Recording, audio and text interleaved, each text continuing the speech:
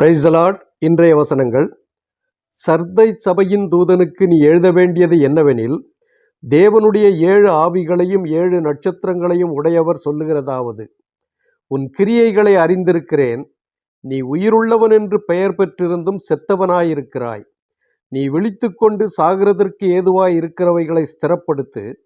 உன் கிரியைகள் தேவனுக்கு முன்பாக நிறைவுள்ளவைகளாக நான் காணவில்லை. ஆகையால் நீ கேட்டு பெற்றுக்கொண்ட வகையை நினைவு கூர்ந்து அதை கைக்கொண்டு மனம் திரும்பு. நீ விழித்திராவிட்டால் திருடனைப் போல் உன்மேல் வருவேன். நான் உன்மேல் வரும் வேளையை அறியாதிருப்பாய்.